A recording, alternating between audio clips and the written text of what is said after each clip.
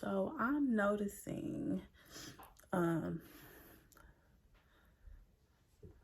TikTok that there are many people of Caucasian descent who are, and these are older people, they are teaching their offspring to be romantically interested in African Americans for the melanin, because they are dying at a fast rate from skin cancers.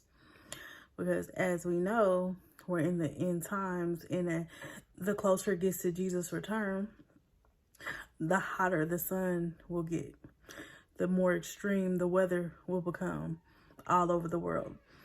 So because they're afraid of dying off due to skin cancer, the older people are now teaching the younger generation to procreate with African Americans for the melanin, so that they can their bloodline can continue to go on, and their nationality can continue to go on.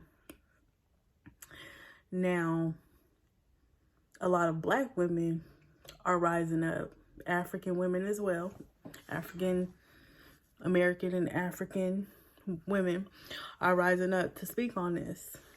Now, I'm all about the swirl. I'm all about interracial dating, because I believe personally that love is love.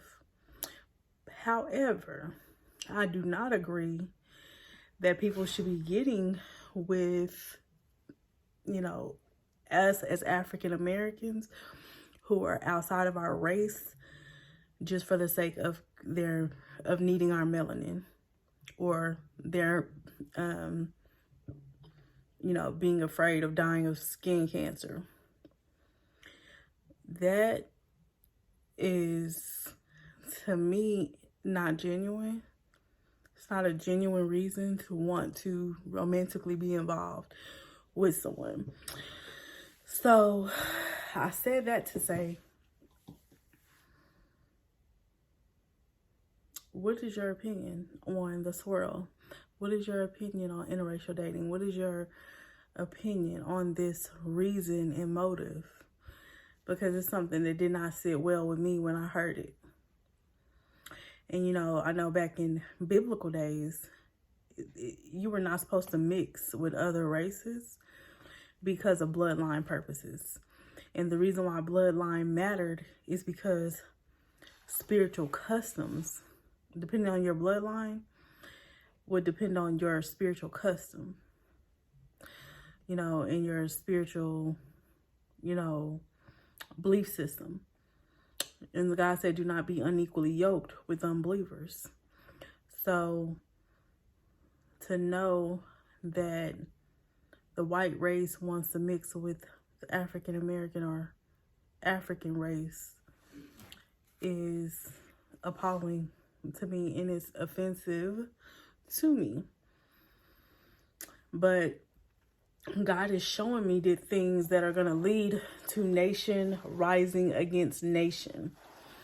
And because Black women and white women are already starting to be combative about white supremacy and white privilege and all these different things, and their motives for dating and marrying of the Black race.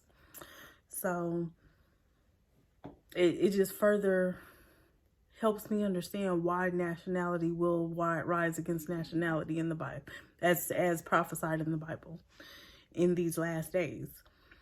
I